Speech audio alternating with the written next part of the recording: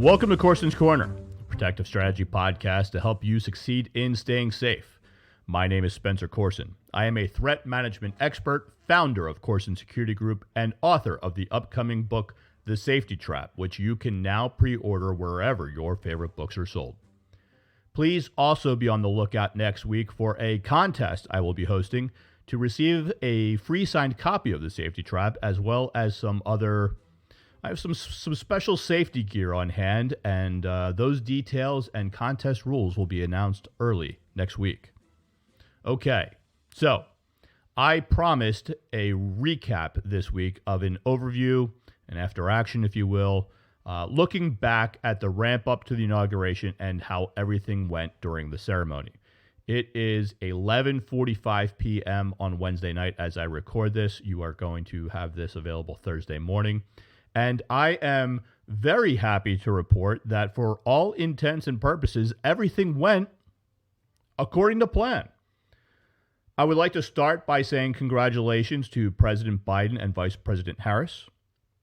To you both, I support you, I defend you, and I have every expectation that you will both do your very best to lead our country, not just through the pandemic that is infecting our nation, but to also help heal the racial tension, the economic disparity, and to do your very best to help bridge the ever-expanding political divide, which has been the root cause for so much of what is ailing America. And to the Secret Service, a tip of the hat to you as well. This was, by all appropriate measure, the most secure inauguration in the history of the United States. And they and their protective partners deserve all due credit for a job well done in their implementation of a highly effective mixture of both due diligence and vigilance. But you know, today's peaceful transition of power is not without at least a little bit of irony. America, throughout our history, has always done two things very well. And those two things are complacency and hypervigilance. We are either living our lives under the false sense of security that nothing is going to happen, or in the aftermath of getting slapped across the face, we go so up and right in our hypervigilance that we are patting down grandma and force-fitting her wheelchair through an x-ray machine before she's even allowed into the ballpark. But, you know, sometimes timing is everything. And horrible as the attack on our Capitol building was, as grossly negligent and as criminally complacent as the Capitol Police were in allowing that insurrection to happen, maybe, just maybe, it was exactly what needed to happen so that what was most important, the inauguration, could be positioned to be as vigilantly protected as possible. Because if the most unsafe day to fly in America was September 11th, 2001, then the safest day to fly was most certainly the very next day. And if the most complacent the security on Capitol Hill has ever been was January 6th, then the most secure time on Capitol Hill was yesterday, January 20th. So, all I'm saying is, everything happens for a reason, and timing is very often everything. But in all seriousness, not that I wasn't being serious, but listen, job well done to the Secret Service. Job well done indeed. Which, of course, again, I hate to keep going yin and yang on this, but I have to be honest because I saw something last week that kind of made me laugh. And honestly, I thought it was kind of hypocritical to hear so many political leaders commenting on how important it was for the preservation of democracy to ensure the safety of the inauguration, but then in the next breath shouting to their nearest journalist with a camera how insulting it was that the FBI was doing background checks on the National Guard members who had been sent to D.C. to help. How, so many of them thought it was absolutely appalling to call into question the loyalty of a soldier. And I really had to stop and think twice about how that was, because I could not believe how ridiculous and how wrong those politicians were being by denouncing such a standard operating procedure. Yeah, If you would like to take part in a national special security event and you don't already hold a top secret clearance, then yes, the FBI is going to vet you. It is literally a legally required mandate. Besides, there is a very big difference between questioning someone's loyalty and questioning where that loyalty lies. Every single one of those insurrectionists who stormed the Capitol building 2 weeks ago believed themselves to be loyal Americans. It's just that their loyalty was more aligned with Donald Trump than it was to Joseph Biden, which again is why the FBI ran the background checks. And then guess what? Lo and behold, what did they find? 12 National Guard members did have something in their background to be cause enough to remove them from inaugural duty. 2 for outright having either been sympathetic or directly affiliated with support groups involved in the January 6th attack, and 10 others for having what the FBI cited as, and I quote, a number of different reasons, end quote, to have them removed from duty. And so what then did all of those politicians have to say about that? No, you guessed it, not a damn thing. Now, of course, last week saw a lot of security-related developments, not just in terms of arrests being made by the Justice Department as they track down those involved in the attack on Capitol Hill, but we also saw the resignation of the chief of the Capitol Police. We also saw the resignation of the sergeants-at-arms of the Capitol building.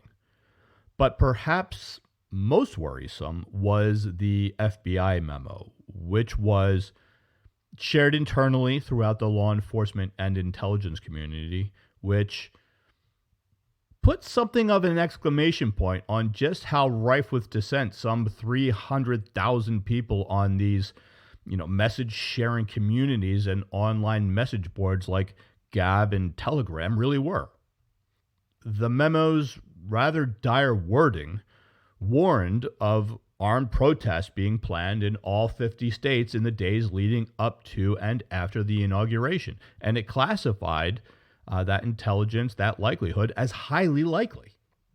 Videos and posts on Facebook, Telegram, and YouTube, all which stemmed from, alt-right QAnon and militia-centric corners of the political spectrum, predicted that Donald Trump would take over the emergency broadcast system to declare martial law and arrest, these prominent Democrats who stood in his way.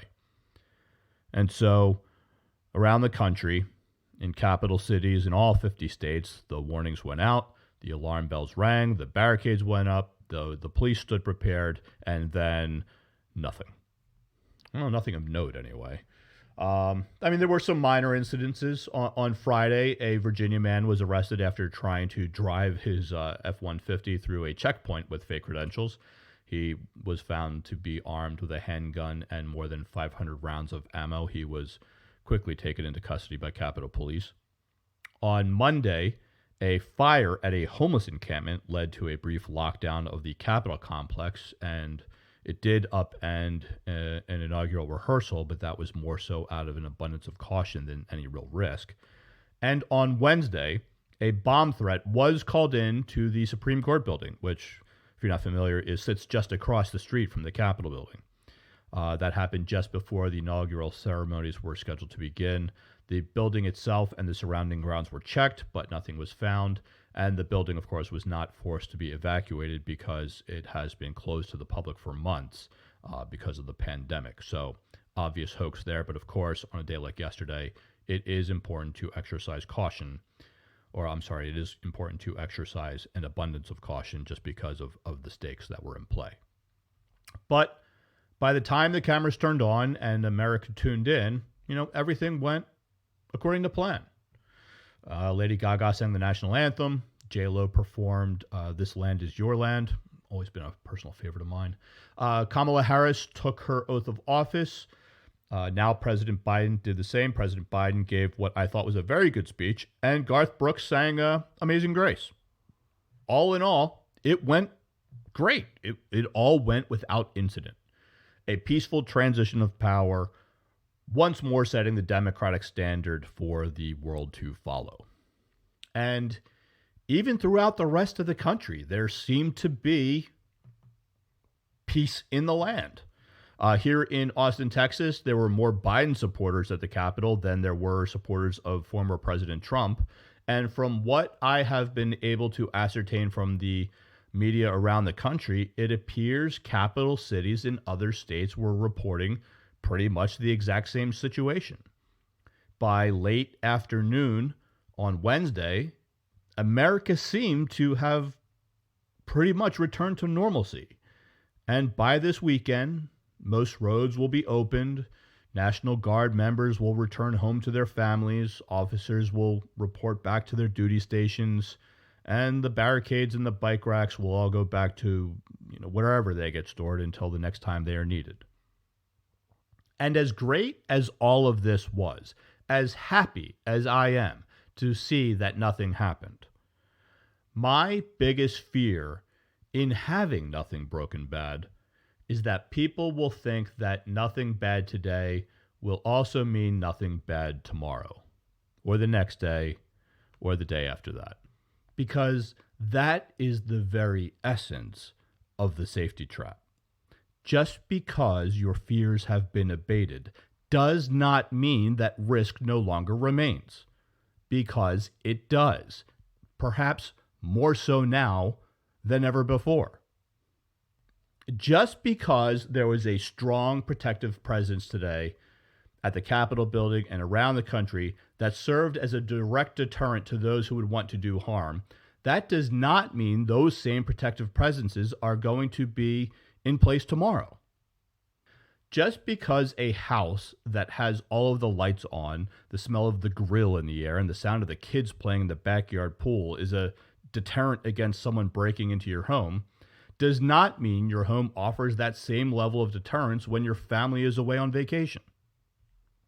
Same goes for all the soft targets which were originally targeted for attack. Another concern lies with all of those, disillusioned QAnon and alt-right believers who will now be ripe for recruitment by militias and white supremacy groups and other far-right neo-fascist movements like the Proud Boys.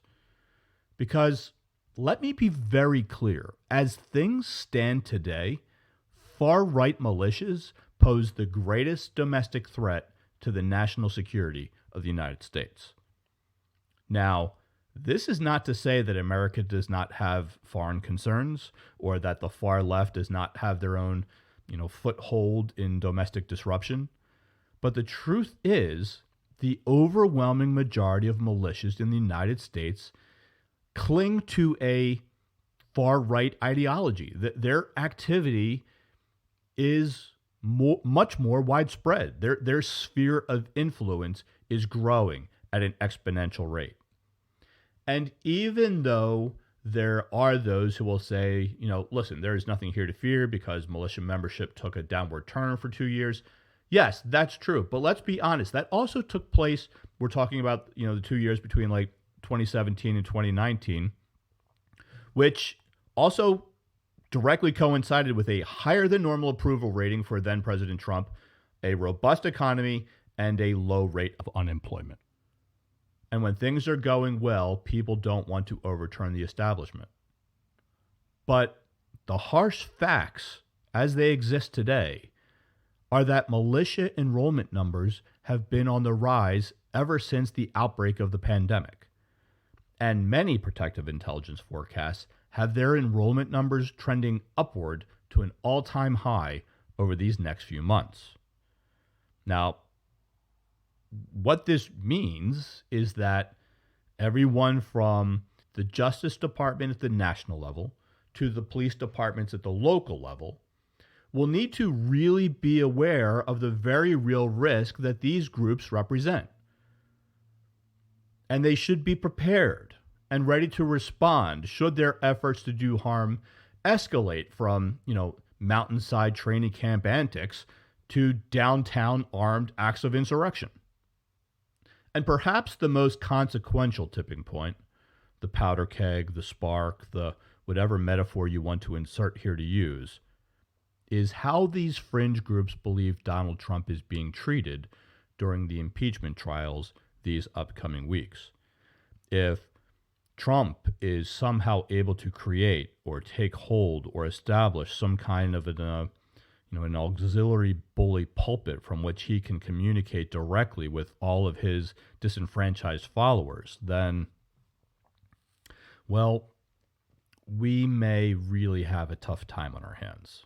So, fair warning on that one. Now, I'm not saying this to scare you. I'm not positioning myself to fearmonger, but I am here to tell you that the threat of domestic terrorism exists, that we should be cautious about that reality, and that we should not so much live in fear of this concern, but rather strike a balance between being aware and being prepared. And doing that begins with a willingness to participate in your own protection.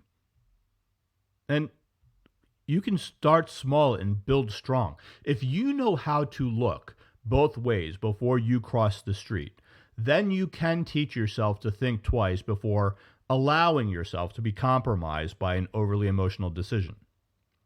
The three biggest safety traps to which most people fall victim are complacency, overconfidence, and being too polite. But if we are just willing to participate in our own protection, we can teach ourselves to prepare today for a safer tomorrow. Because at the end of the day, everyday safety really does require the participation of everyone. And a healthy sense of skepticism and a moderate dose of vigilance are a small price to pay for the liberties and the freedoms which flow so freely from peace. All right, everyone. I'm going to wrap things up for this week right here. I need to get some sleep. I am, however, very excited to share with you next week's episode. I had a good friend from Chicago join me to talk about protective intelligence tools and resources and strategies that you can use to help make your home, your school, your business, and your life as safe and as successful as possible. That episode will drop right here next Thursday. So until then, I wish you all the best. Thank you for your support. Onward, upward, work, sweat, win. And I'll see you back here next week.